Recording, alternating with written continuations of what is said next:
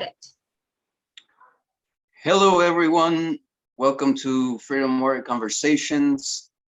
Welcome to the hot days of the late spring or the middle spring. I'm Julian Catari, This is Huffman. And today we're talking about the stinking thinking of the patriarchal system.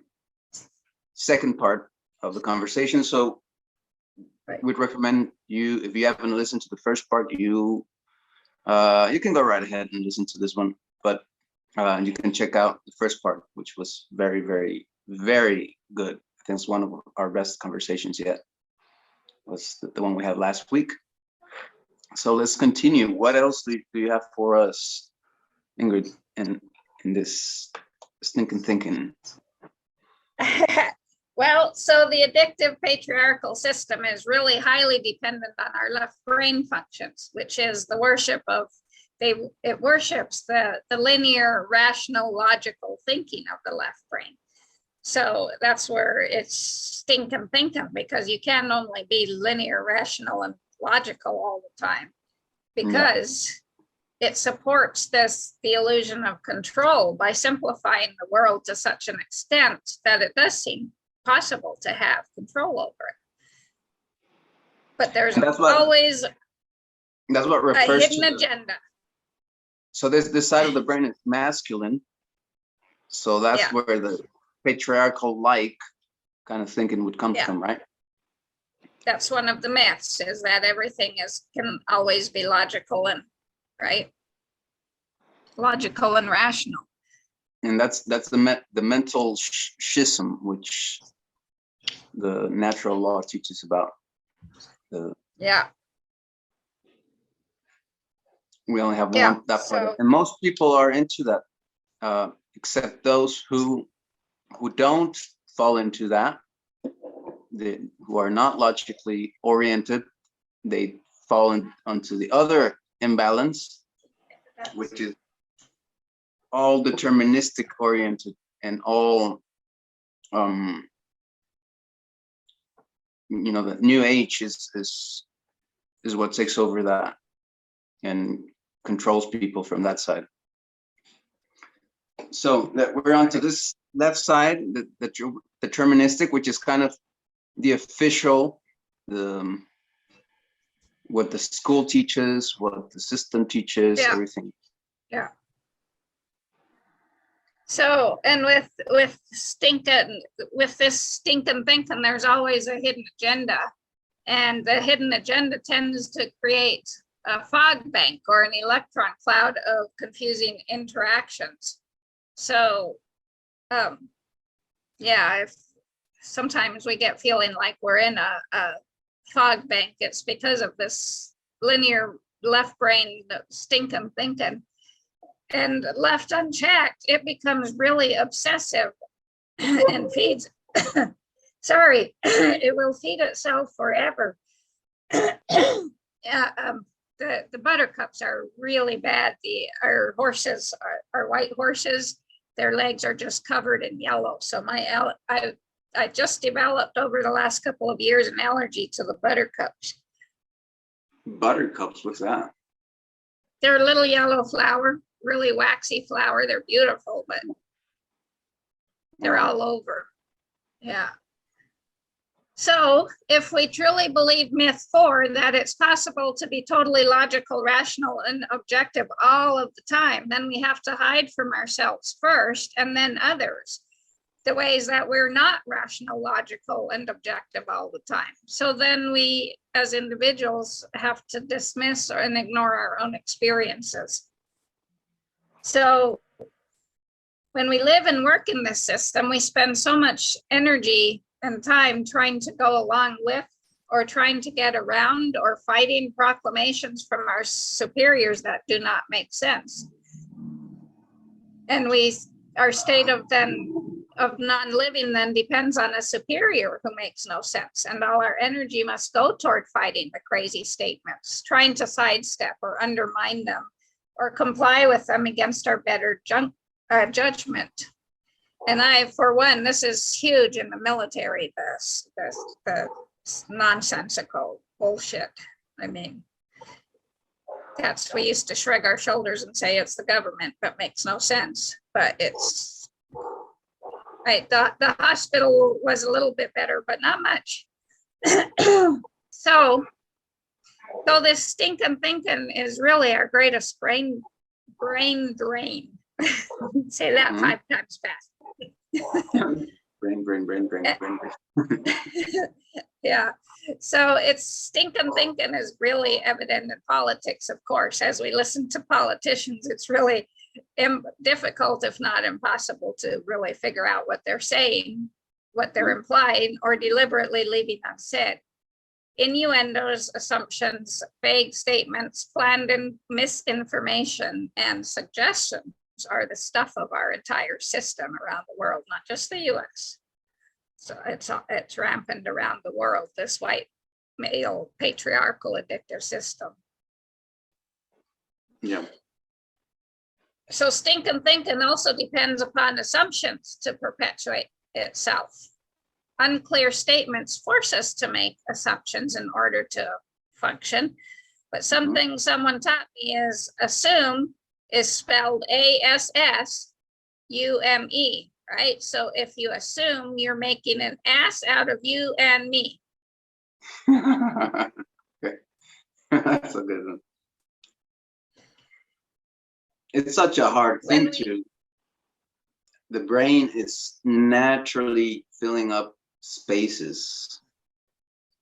We have a hard time just accepting not knowing something. Yeah. So we naturally assume so many things. And this applies to the most basic things, even with relationships and interaction with people. We're assuming the other one's thinking something. We're assuming and even the way we communicate is based on assumptions sometimes. Instead of, we're so trained to saying things redundantly or not saying what we feel. We indirectly say what we want to say, but we don't say it directly. We have to kind of right. Well, that's this stinking thinking of the addictive system that pulls that out of us to get along with it. But you'd be amazed that if you compare to I mean, if you compare the cultures of Latin Americans to Americans, in some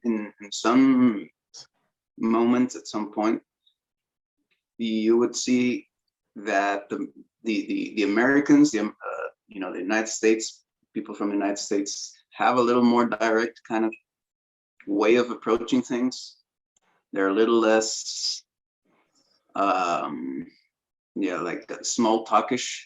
They're a little more willing to go to the point. Depends. If you compare. But yeah. It depends. Yeah, I used to tell my medics when I was in the Army that when I became a field grade officer, if I ever started talking like one, they needed to take me out back and kick my ass, because that's a typical field grade officer is a politician. You can't figure out what they're saying. They never get direct to the point. They don't answer the questions. They just talk a lot of nonsense. Oh, wow. Yeah. So when we live in an addictive system like we are, we use our very good minds to make assumptions that justify what we feel we must do to support our addictions. When reality doesn't support our confused stinking thinking, we distort reality. And this is another form of dishonesty that pervades our society. Reality distortion is evident. Let's look at the airline industry. They say the plane will leave at such and such a time. Mm-hmm. But does a plane ever leave on time? Very, very, very, very rarely, right? So what they're really saying is the plane will not leave before this time. Right? Yeah. That's a small example. There's so many I know, examples but of the dishonest.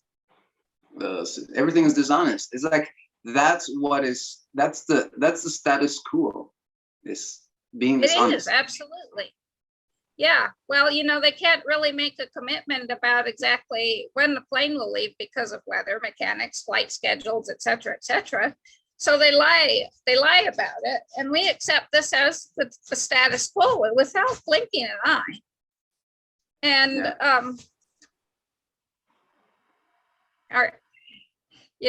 we just accept it. And that's, like you said, that's just a minor example. I can't think of another one right now.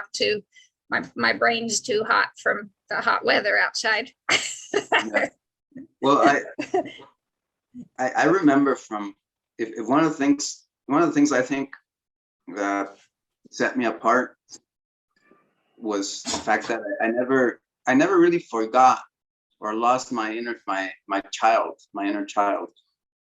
It's like just this conscious, it's still alive in me, very conscious, like as if I was a little kid.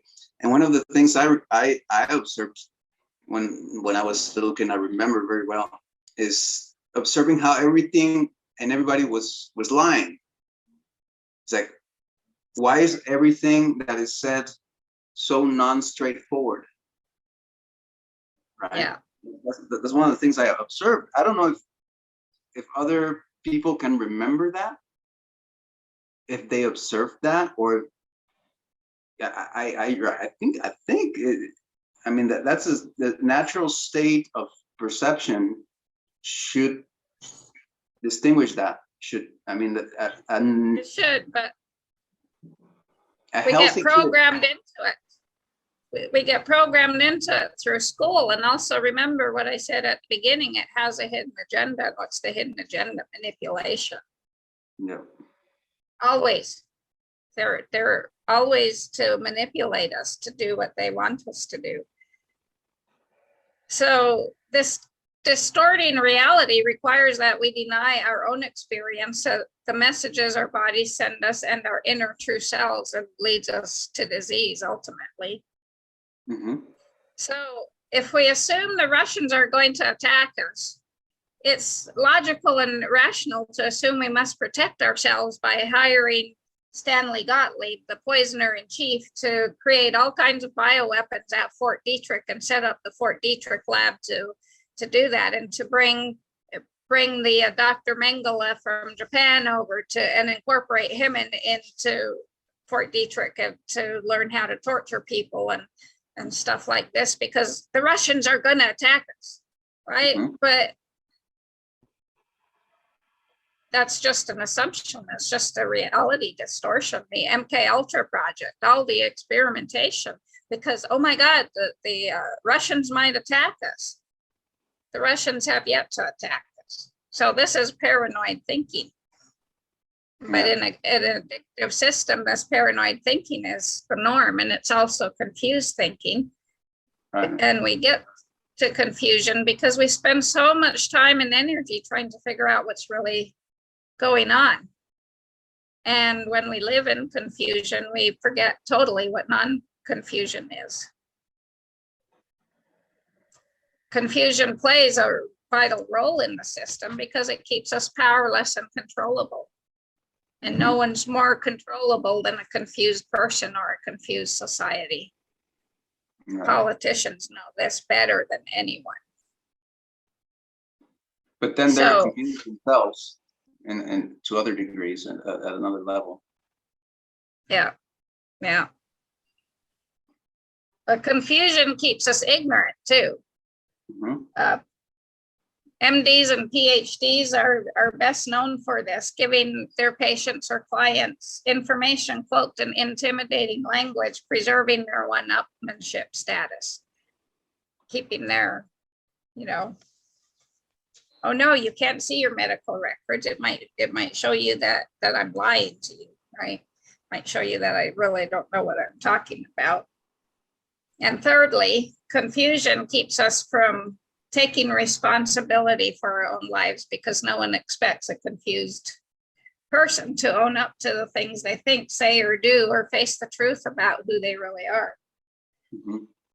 And fourth, confusion keeps us busy, because we're spending all our time and energy trying to figure out what's going on, and we have none left over for the reflecting on the system and maybe thinking about a new system. Yeah. So the combined effect of all this is to keep us stuck in the system, to keep it perpetuating, right? Yeah.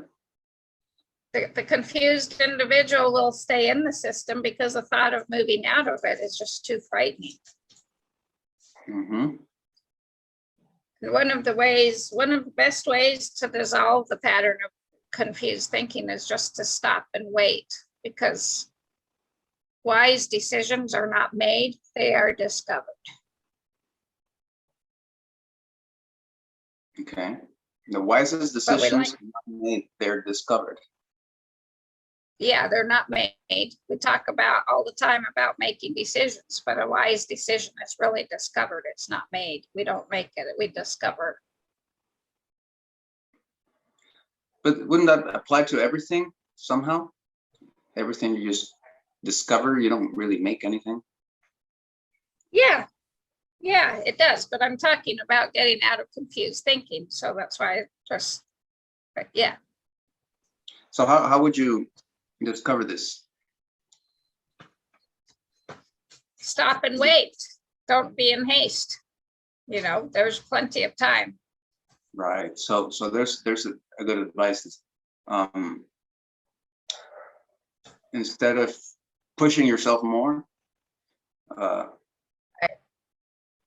rest. I mean, give yourself time. Yeah. Because there's this time lag for why we don't instantly manifest the things we want, because the time lag gives us the chance to stop and wait and really assess. And most of the time, what we think we want right this minute is in half an hour is like, oh yeah, I guess I don't really want it. You know, sometimes it takes longer than that, but yeah. Knowing what we want. I'm finding in the newest generation such a big difficulty in just knowing what they want. Yeah. They don't know what kids don't know what they want. Young people don't know what they want. What they want is to somebody tell them what they want. That's what they want. Yeah. Well, because they're so programmed that, right, to have. So another aspect of stinkin' thinking is denial. It's a major defense mechanism. It allows us to avoid coming to terms with what is really going on in front of our eyes and inside us. When we choose to see what we see and know what we know, we pose a direct threat to the system. When we refuse to see what we see and know what we know, we're participating in perpetuating this dishonest, addictive system.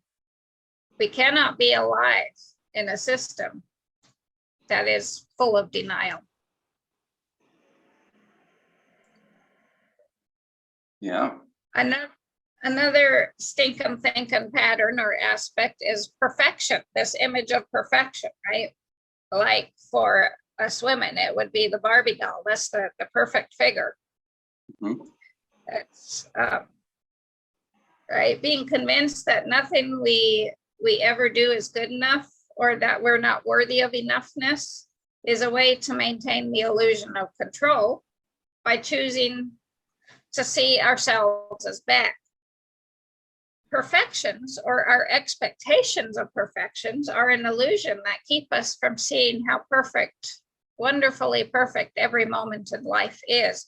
You know, sometimes we may not see that this moment is perfect, especially when we're going through something difficult, but when we look back on it, we can always see the perfection. But we don't, you know, the most favorite saying is, I'm not perfect, but right. We deny perfection while we're reaching for it, but we don't understand that we are perfect in every moment. We think that sadness, anger, that bad situations, bad feelings, things that hurt, things that are uncomfortable are bad and shouldn't be Right, experienced. But they're and part not of perfect. balance, and they're part of the perfection. Yeah, they are. They're part of the perfection of life. So the illusion of perfection that we like to be tied to is a real burden because it causes drama, crisis, suffering, disease. It means we must always know the answers, have the correct information, and do everything right to some standard that's unattainable, that somebody else holds out for us, and never make mistakes.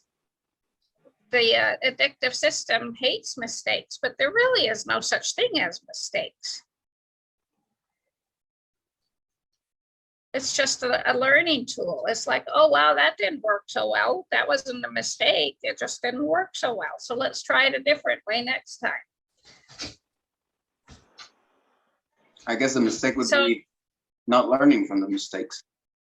Yeah, exactly. And denying that things didn't go exactly as you planned, and it might be kind of screwed up in the moment, but you know, the thing is, time always marches on. So while we see that while we see a big knot that might take time to unravel,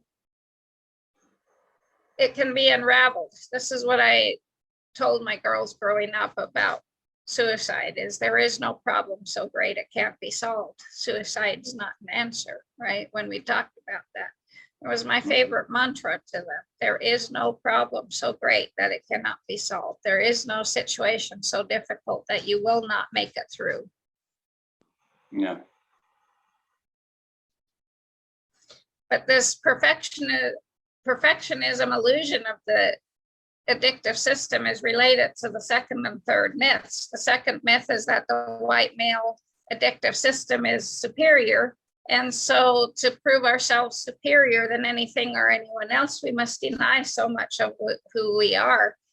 And the non-acceptance of ourselves and our state of perfection as a garment of the great ultimate principle, the God process, supports the illusion of perfection in the addictive system. Myth 3 states that the white male system knows and understands everything. So we spend our lives in hot pursuit of the perfection of knowing and understanding everything, not realizing that everything is inaccurate and incomplete, and that we can just open, right? And more information, more complete, more accurate information will come rather than us pursuing it. It will flow to us. That's another part of channeling the flood.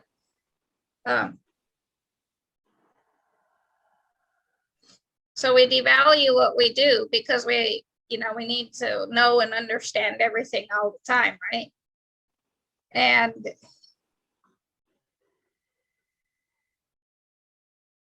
another way of perfection is to define everything. Something that is not defined by the system can't, by definition, exist. So if it doesn't exist, you don't have to deal with it, right?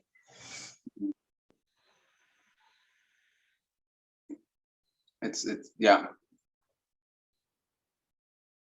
It's like this jade of the raw, of the undefined, and the magical, the denial of the inherent magic in nature, of all the potential. Where if you eliminate that and you only leave that is described and understandable and known, then nothing is unknown. Then nothing new can come. Right. Exactly. So that's why we keep repeating the same mistakes, the same patterns over and over. Because we're not accessing. We're kind of just lost this dimension that allows us to create something new, that allows Yeah. us to tune into a different Well, destiny. it's this myth of the thinking we know and understand everything, right? So another stinking thinking pattern of the addictive system is forgetfulness. Mhm. If the addictive white male system is patriarchal system is truly a forgetful non-learning system with selective and distorted memory. It blacks out histories. And so since they are not part of our civilized domesticated memory, we are doomed to repeat things. Yeah. The system doesn't place much of a premium on remembering the past. If the system is the only thing that exists, and if it defines everything and is the only reality that exists, then there's no reason to remember anything else outside the immediate moment. If one knows and understands everything, then there's nothing it needs to remember, right? And the computer system now is it takes this to a whole new level where I was meditating on how what becomes the collective memory now is only that is recorded in the computers. So if you're not recording something to the computers, it's almost like it's getting lost in but it's true. It is true because nobody is remembering anymore, and we lost the ability to record things that is not in the computer, like writing on paper or drawing things on paper. Yeah. Everything's being placed on the digital world, and if it's not there, if it's not being recorded there, then it's getting lost.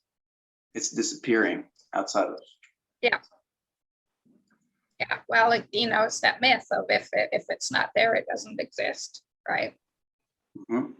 So forgetfulness is incredibly good for the economy because it's developed this massive legal system around the need to write things down and have contracts. So people will not forget the contracts they made with another, because without the compulsion of the system, people might not fulfill their contract or distort it. Yeah. Any addictive pattern or process blurs our thinking and blocks our memory, causing us to lose contact with what we know. Mm-hmm. So the more we live in an addictive system, the more we lose contact with what we know, which is our true self.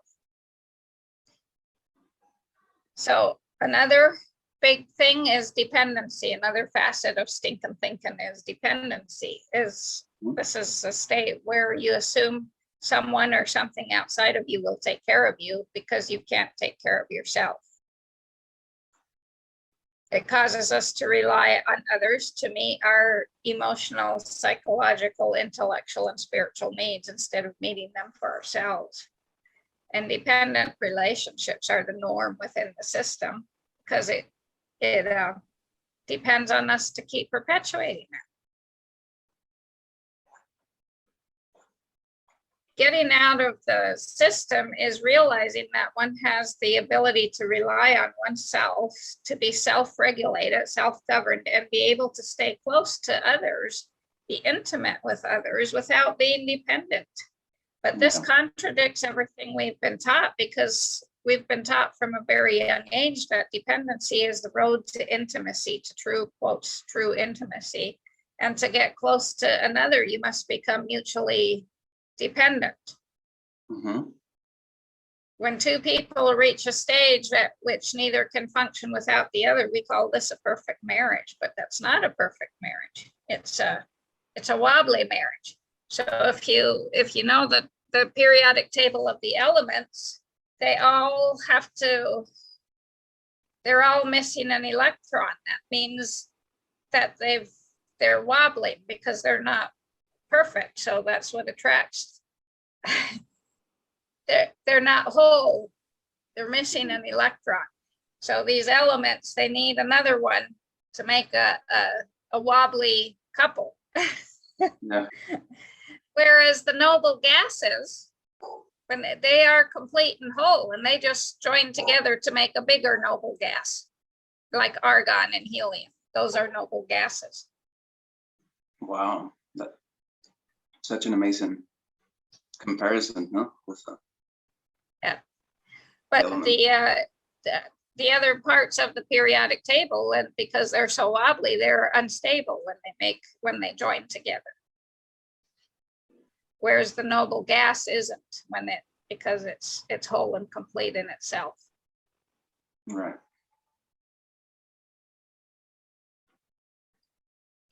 Same thing. True intimacy requires us to be fully alive and whole in and of ourselves. This kind of intimacy poses a threat to the system again. And dependency actually destroys intimacy because it sucks the life out of the person who's being depended on, but it goes both ways, right? You have one person that's really dependent, but that person that's being depended on is dependent on that person being dependent on them, right? So it's a vicious cycle, and it ultimately all it does is leave both parties drained. It doesn't give them true intimacy or true love. Mm-hmm. And this is all part of the Stinkin thinkin, this dependency. It seeps into every single aspect of our lives. Absolutely. And it's not just a relationship between a boyfriend and girlfriend or two women or two men, or in a lover relationship. It's a relationship with everything in life, everything. And we don't understand that everything we do is relationship. Yeah. Because we've been so fractionated and fragmented that we don't see the bigger picture. Yeah. So the last thing I'd like to address is the scarcity zero-sum model of the addictive system. Okay. Scarcity sum model. Operating the scarcity and zero-sum model. You know, I think this would be a great thing to make into kind of like a course and have some graphics that can reinforce what you're teaching here, because this is big stuff. This is yeah, something that I would want to review again and learn well. But keep going. Yeah, well, you know, since I've been putting this together, it's opened up. I've been a jaguar in my life. I've been the jaguar stalking my addictive, right? Mm-hmm. Where my addictive habits of wanting to cause a crisis or create drama or this or that. And it's really brought me aware, much more aware. So it's been good to do this. And yeah, I'd like to expand on it more. But so Stinkin thinkin is operating out of a scarcity model based on the assumption that there's not enough of anything to go around and for all to experience enough. So we better get as much as we can while we can, right? Think about the toilet paper fiasco of early COVID. Yeah, yeah. There's not going to be enough toilet paper, so we better stock up on it. That's so funny. I mean, why would that be the first thing everybody thinks of? What is that like the most their own shit? The required thing in life? That's like that's a symbol of the comfort of what we're afraid of losing from the system, toilet paper.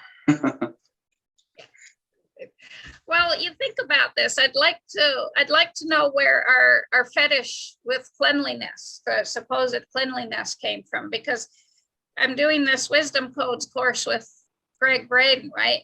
And the first wisdom code is a Navajo prayer that's the beauty I live with, the beauty I live by, the beauty I base my life on. And so he's telling this story when you open to this code and start seeing beauty everywhere and expecting beauty. He tells a story of Mother Teresa walking the streets of Calcutta and all the cow shit on the streets. And he's like, and she saw the beauty of a flower growing out of the dung. And it's like, you know what, Julian, I base my life on the beauty of cow poop because I love my poop making machines because that make soil. The Tibetans love, the Mongolians love their poop making machines because that makes their fire. Right? Yeah, so totally. Where have we gotten the idea that poop, that cow shit or horse shit or even our own shit is just nasty and disgusting? And that's an excellent question. It's one of the things I teach in my courses is that in native language, the saying poop or excrement or whatever doesn't have a negative connotation. Even in Spanish, European language, I don't know if it's a linguistical thing, but they share that trait where shit is a bad thing, right? Poop is bad.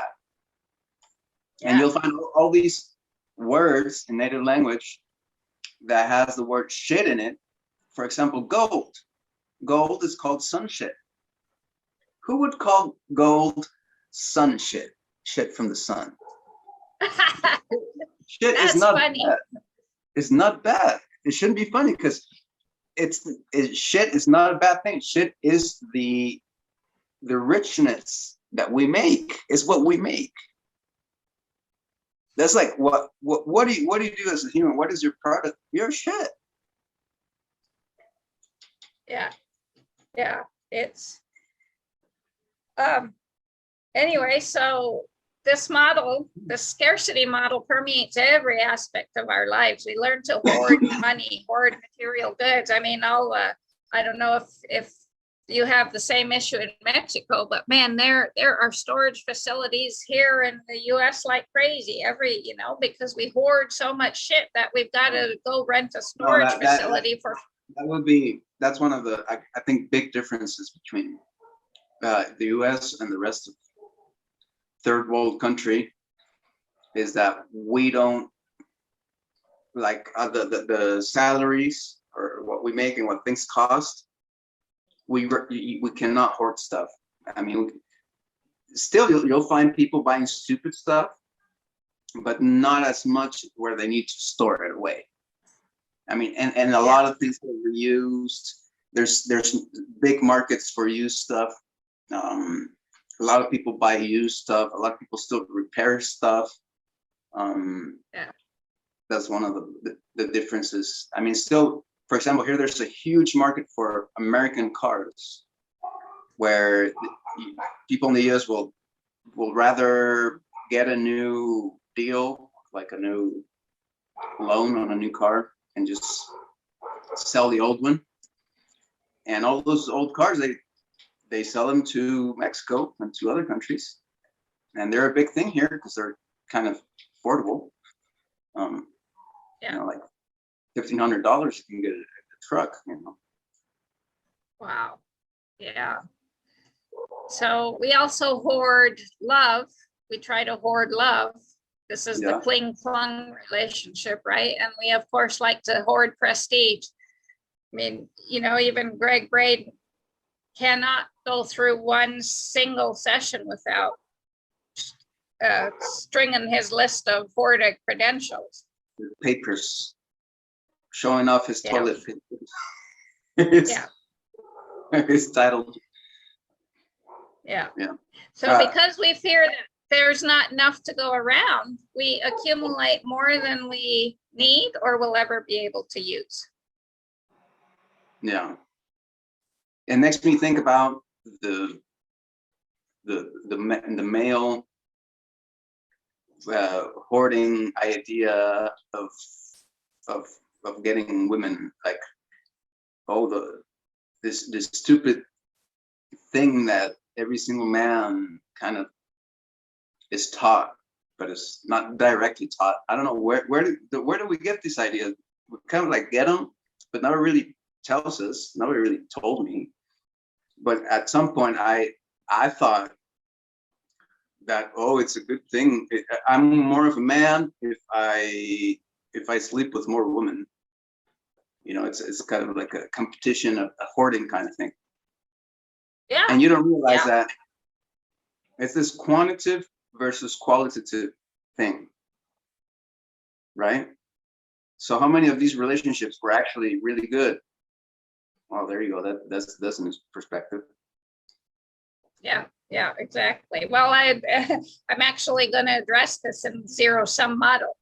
So the zero-sum model says if someone gets something, if someone else gets something, it won't be there for me when I need it, right? So we begin to focus on quantity then. Sibling rivalry comes from the stinkin' thinking that our parents don't have enough time or love to go around. In our sexual relationships, we focus on frequency rather than connection, not remembering that sex without connection is really just meaningless. Mm-hmm. But like you say, we like to hoard the notches on the belt, so to speak. Yeah, it's like, yeah. And if you think about it with food, is it really eating more delicious? You know, if you think of gourmet food, it's the lesser it is, the better. Yeah. So these two models, the scarcity model and the zero-sum model of stinkin' thinking, keep us always wanting more. No matter how much we get, it will never be enough. We keep looking for something outside of ourselves to meet our needs and fill us up. The addictive system must continually have more bombs, more gross national product, more money, more influence, more power, more followers. No matter what our nations or societies do, it is never enough in an addictive system.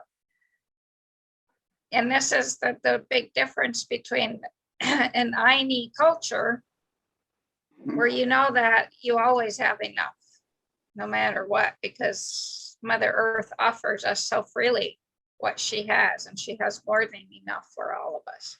And that's the principle of energy, of physics. Energy is not created or lost, it's just transformed. So there's never a gain.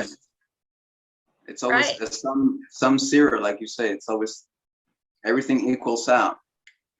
Yeah, and if it gets too unbalanced, and this is what all these fictitious billionaires and millionaires are scared of at this point in time, is they know that the law of thermodynamics says everything, when it's out of balance, must come to entropy, right? To come back to a point of balance, and they know, and they're sitting on that edge. They know entropy is coming for them. It's like the addict that trying to avoid the withdrawal starts doing more and more and more, and just gets into that spiral of with the difference that, since this is a power thing, that they can really take it far. You know, the body won't handle, an addict's body won't handle that. They start doing more and more and more because they want to avoid the withdrawal state. There'll be a point where they just can't take it. But these guys, they are really taking it out. They're really going far out, and they're taking everybody with them. It's amazing how ridiculously insane, psychotic, out of balance the normalcy is today. What is accepted? It's like, to me, it's like, you know, seeing my mom just go out there and do life as if everything was normal. I mean, to me, that's so psychotic. It's like, why don't you react to, don't you perceive how everything's just so extremely twisted by now? Wouldn't you have to kind of react and say, wait a minute, work. What the hell's this? This manuals. My mom brings in this, they give her this. I mean, at the end of the day, my mom works for the state. And I'm not telling her anymore. I don't want to, you know, I've quit on being the bearer of the news. But she really is, you know, the one responsible for this making work, for this working. Yeah. And this Yeah. psychotic Yeah. thing. And she brings on these Well, these manuals, this books on public health stuff, where the first image is this person getting a shot in the arm. And it's like, don't you I mean, that book had such bad energy. I was trying to use it to since it's very thick and heavy, I wanted to use it to like a weight on some paper to flatten out. But I was like, that's such a bad energy. I don't even want to do that. I didn't even do that because I felt such a bad energy from that book. Yeah. Yeah. And it's a total weight. I mean, the book itself, the information in it, the paper used is just all just crap, you know. And then since it's what is normal, it's what's accepted, is what the states, the governments, the systems, the technologies, everybody is accepting for what is normal, then it's normal.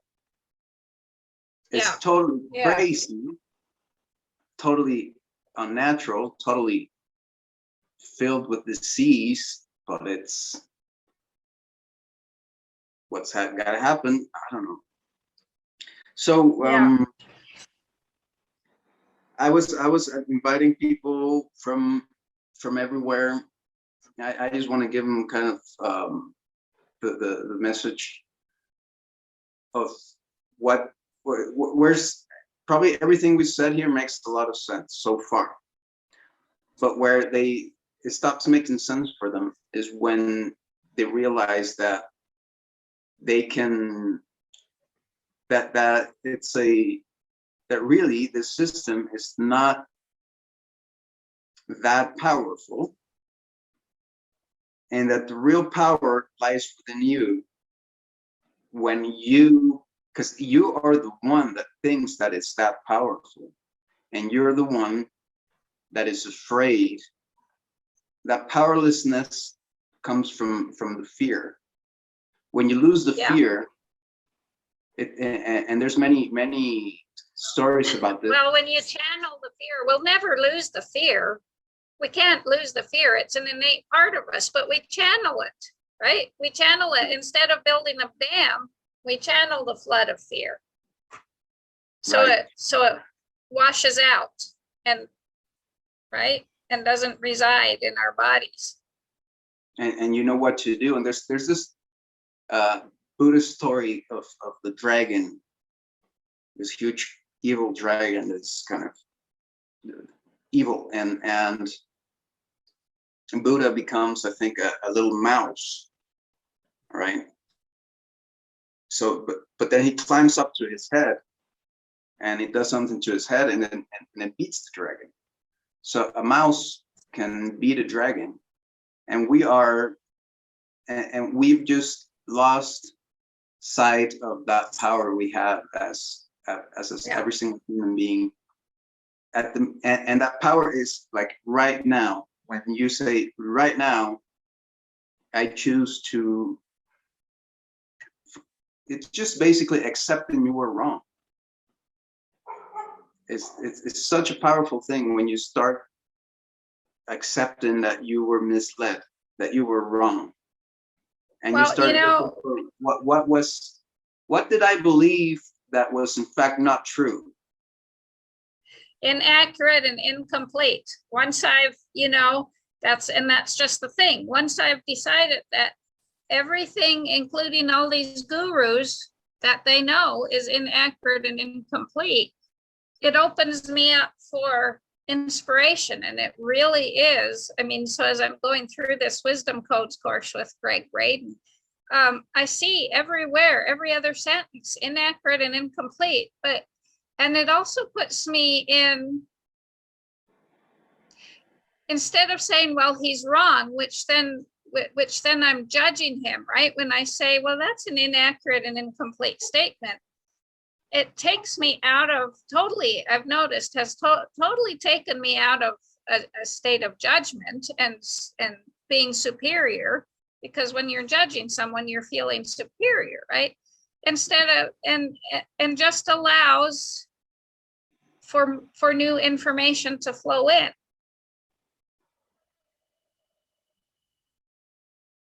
I just think it's like we're so, it's almost as if, I was thinking today, as if we were deprived of a healthy, plentiful childhood.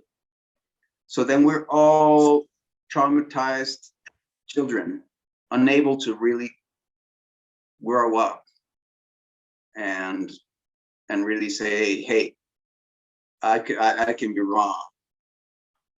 I want to know what I'm wrong in. And that's when the de-domestication process begins. When you start realizing, oh wait, I've been domesticated into making the system work. As soon as I retire myself from that, I start getting out of the system, which means getting money out of the bank, which means stop paying taxes, getting out of that job you have, getting out of that city you live in. What? Yeah. But what about my toilet paper? Yeah. I bring my stack of toilet paper with me. So here comes the growing up again. I mean, come on, people, grow up. Really humans do we come down? Does it come down to toilet paper? Are we that weak that we're unwilling to evolve or to continue or to thrive because we're so domesticated that, I mean, we'd rather be in a prison where there's toilet paper than be out in the free and nature where there is. Well, I mean, yes, we are that weak, Julia, because we've been sold everything. We have to, right? The more, with every pair of shoes we put on our feet, we blind our feet. Right. We want our feet to be pretty. We don't want them to be ugly like the tribesmen who still walk barefoot everywhere. When I first started hiking in soft-soled moccasins, it wore me out. I was so tired. I thought it would infuse me with energy with my feet being that close to Mother Earth, but my feet were weak because I'd kept them enclosed in shoes for so long and now I hike, when Alexis and I go hiking, I wear these shoes called Skinners. They're basically a sock with a sole on them because I'm not ready to start going barefoot yet, right? But it's much different. My feet are much stronger now. My whole body is stronger because my feet are being allowed to do what they're meant to do and be the eyes, right? Find their way. So everything, we're constantly sold supplements because we think it makes us more healthy. The more supplements we take, the more weak our body gets because it doesn't have to do that for itself. The more everything we purchase as a consumer makes us weak. Yeah. Right? Because it's screwing with our body's normal system. And so then our body's like, well, I don't have to do this for myself anymore. So I can just quit. So it just weakens us. Yeah. So the big lesson here is all of this that we consider normal and we consider modern is pretty much an addictive habit and Yeah. system. It's a system of an addictive nature. Yeah. Which we must understand is it's unhealthy. So we're never going to be, and that's where we blow away, or we don't want to, it's not judging, but it's the truth. I mean, whatever guru, whatever spiritual guide is not telling you about this, about undomestication, about the system, and whatever he says, if he's driving you to be in that system, then he's still part of it. Yeah, he's still perpetuating it. He's he's still trying to plug the holes off the Titanic. Right. And did you know that there was actually a guru, I'm trying to remember his name now. He created something called the fourth way. And because like it came down where from a Eastern kind spiritual tradition, it would become self-evident that if you were in the system, then you were unspiritual. It's like you couldn't be spiritual and be in the system, right? So he said, okay, that can't happen. And he invented this, what he called the fourth way, which was somehow a way that you could be spiritual and be in the system. But, everybody and everything, even if they don't think they're spiritual, is spiritual. I mean, everything has a tie to all the realms and all the energies, even if they don't acknowledge it. And so everything is spiritual always, even bad things are spiritual. And so it really comes down to freedom. Freedom is stop looking for spirituality and start looking for freedom. Real freedom. Isn't that what we all want? Yeah. So it's about 9 o'clock, so we should call it quits, but we could go on and on. There's so much more to this addictive system, and I don't want to go on with it anymore, and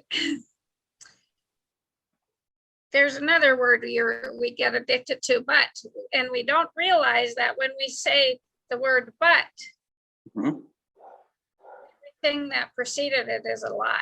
We're telling people. So what's the most common statement? You know what? I really like you, but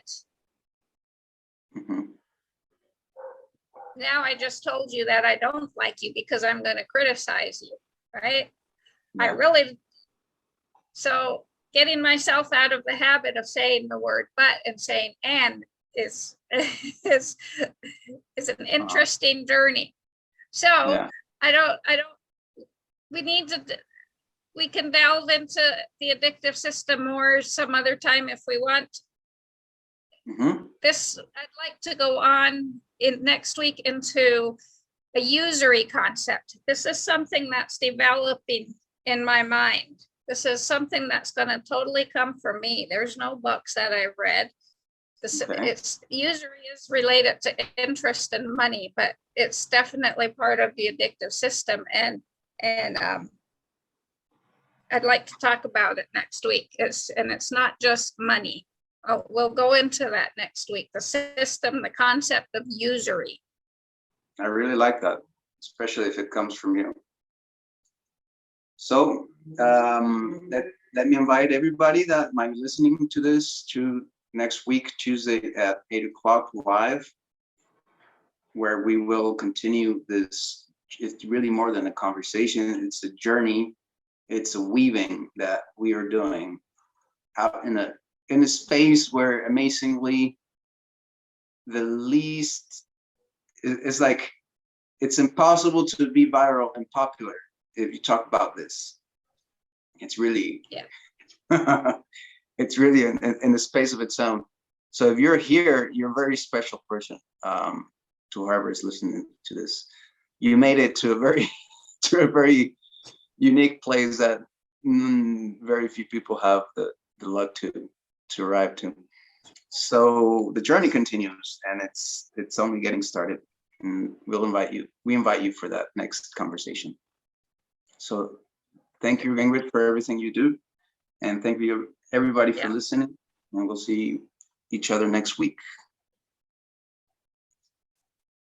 Yeah.